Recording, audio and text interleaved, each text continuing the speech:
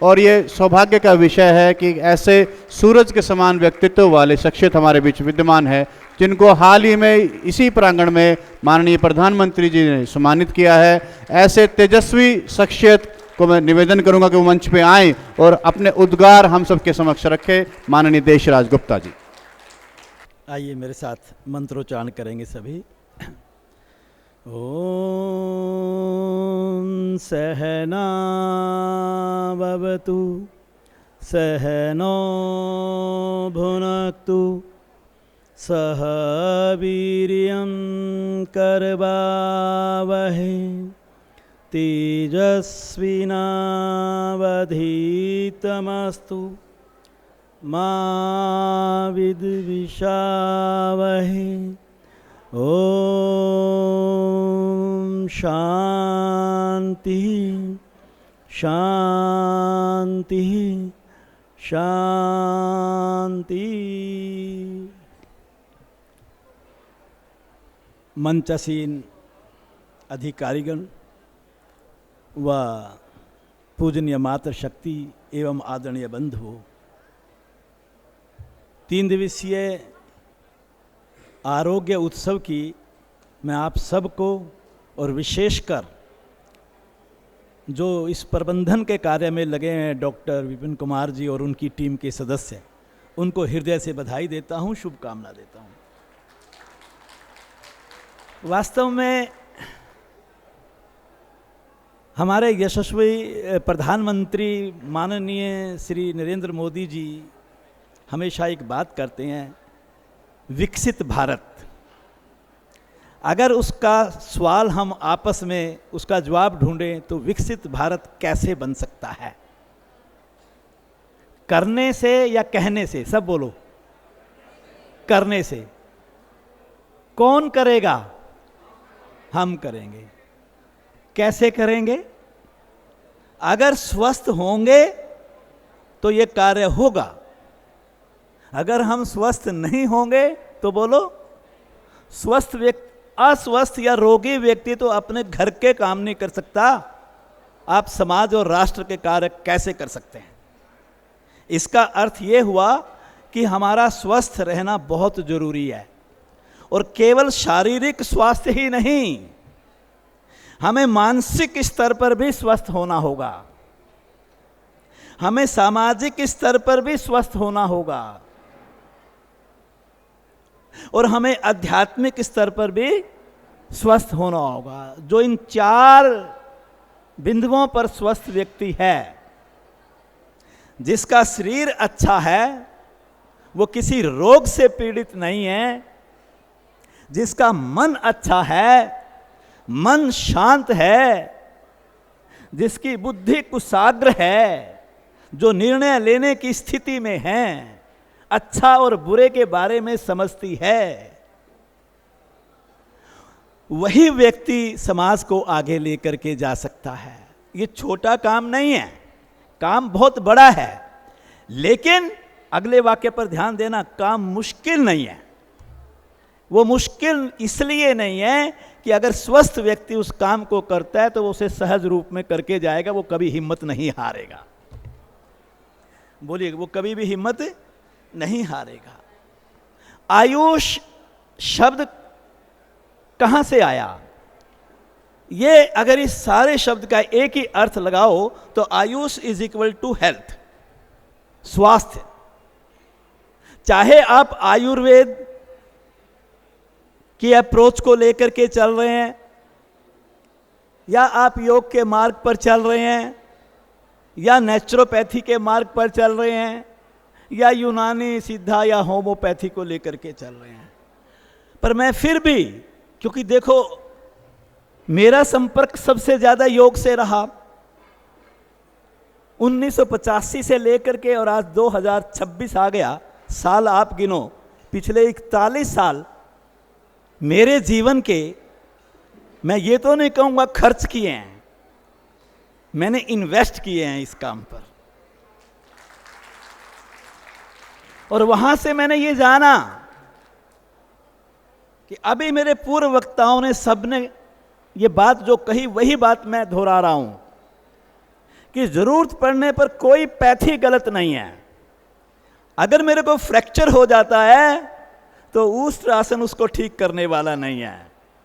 मुझे एलोपैथी का, डॉक्टर का, हॉस्पिटल का, सर्जरी का सहारा बोलो लेना पड़ेगा। तो आप कैसे बुराई कर सकते हो किसी पैथी की? भाई उससे ये होता है, वो होता है।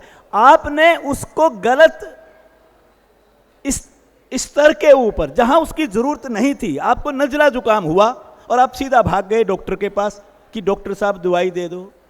अरे भाई, नजला जुकाम हमारे यहां प्राकृतिक चिकित्सा में रोग को मित्र कहा गया है, दुश्मन नहीं कहा गया। आप 3 दिन, 4 दिन, 5 दिन इंतजार तो करो। आप भाप लेकर के तो देखो, आप गर्म पानी का सेवन करके तो देखो, आप तुलसी, दालचीनी और आपका लौंग और अदरक का थोड़ा उबाल करके उसको पी करके तो देखो, आप जल नेति, रबर नेति, सूत्र नेति का सहारा तो लेकर के देखो, आप दोनों टाइम कपालभाति प्राणायाम करके तो देखो, और दोनों टाइम हाथ जोड़ करके प्रभु को ये प्रार्थना भी कर देना कि प्रभु तेरा लाख लाख शुक्रिया जो मुझे नजला और जुकाम हुआ। क्यों? क्योंकि नजले और जुकाम का अर्थ केवल इतना है कि आपके भीतर वायरस ने अटैक किया, आपके शरीर की प्रतिरोधक प्रणाली और आपका ये वायरस का अटैक आपस में लड़ाई कर रहा है। अगर आप योग करते हैं, आपकी इम्यूनिटी मजबूत है, आपका भोजन ठीक है, आप प्रकृति के नियमों का पालन करते हैं, तो 3 से 5 दिन में आपके शरीर का शोधन हो जाएगा। और आप यकीन मानिए कि आपके शरीर की वो रहस्यमयी शक्ति जिसको देख करके भगवान ने आपको धरती पर भेजा था, वो जीत जाएगी और नजला और जुकाम बोलो हार जाएगा, वो हार जाएगा। आज मैं लंबा विषय नहीं लूंगा, पर एक बात जरूर, अपने जीवन में जो साधना के मार्ग पर हम चले हैं, आज भारतीय योग संस्थान दिल्ली के 23 प्रांतों में 4,500 योग केंद्रों के माध्यम से करोड़ों लोगों को योग की राह दिखा रहा है। हमारा दृढ़ संकल्प है कि हम घर घर पहुंचेंगे और भारत की संस्कृति और सभ्यता से लोगों को परिचित ही नहीं करवाएंगे, उनको इस राह पर लेकर के जाएंगे। आप कहेंगे इतना बड़ा काम नहीं हो सकता। अगर ये भाव आएगा तो ये नकारात्मक भाव है। अच्छे मार्ग पर चलने के लिए हौसले तो बुलंद करने ही पड़ेंगे। विदेशों में भी हमारे 10 देशों में 60 से अधिक सेंटर चलते हैं, निःशुल्क चलाते हैं, किसी से दान नहीं लेते, किसी से किसी तरह की हेल्प नहीं लेते।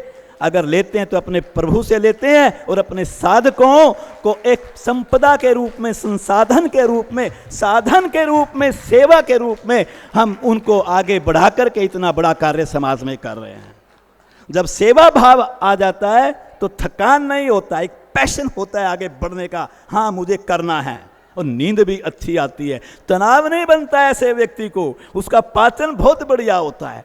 मैं सिर्फ सिंपल बात बतलाता हूं, जिसने जीवन में यौगिक दिनचर्या को अपना लिया, ब्रह्म मुहूर्त में उठ गया, सुबह उठ के ऊषा पान कर लिया, 4-5 जितनी भी दैनिक शुद्धि क्रियाएं करनी है वो शुद्धि क्रियाएं आपने कर ली, स्नान कर अगर 60 मिनट आपने, केवल 60 मिनट प्रतिदिन नियमित रूप से ब्रह्म मुहूर्त में खाली पेट आप योगाभ्यास करके देखिए, जिसमें आप अपनी उम्र, अपनी शरीर, अपनी क्षमता, अपनी प्रकृति, इनको ध्यान में रख करके आप एक सिलेबस बनाइए। कुछ आसनों का अभ्यास कीजिए, कुछ प्राणायामों का अभ्यास कीजिए, कुछ मुद्राओं का अभ्यास कीजिए, थोड़ी देर आप ध्यान में बैठिए, तो आप उसके बाद केवल आपको अपने भोजन पर ध्यान देना है।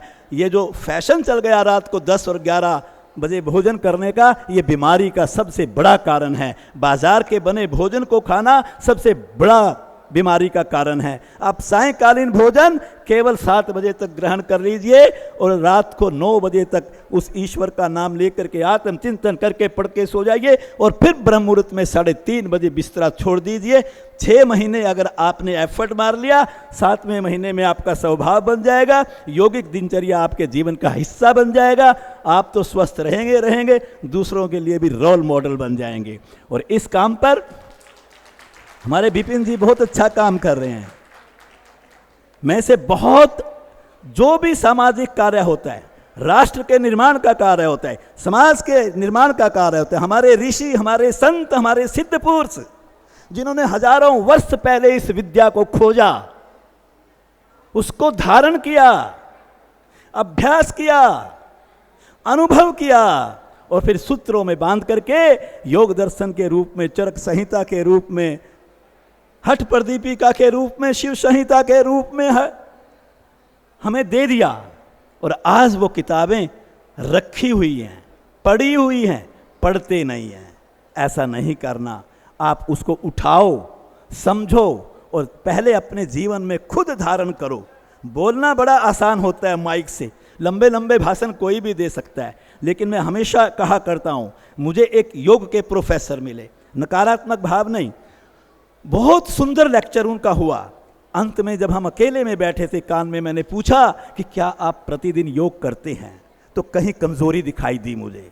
पर मैं एक बात कहा करता हूं, अगर योग के ऊपर आप बोलते हो, योग की प्रशंसा करते हो, योग को सही मानते हो, तो भैया ये सब कुछ करने के साथ साथ आगे बोलो, योग को अपने जीवन का हिस्सा बना लो। अगर ऐसा कर लेंगे और दूसरों को भी प्रेरित कर देंगे तो आपका जीवन सार्थक हो जाएगा, आप धन्य हो जाएंगे और आपको ईश्वर प्राप्ति और उसकी अनुभूति होने में कभी भी कठिनाई नहीं होगी। सहज रूप में आप अपने जीवन के लक्ष्य को प्राप्त कर लेंगे। ओम शांति शांति शांति।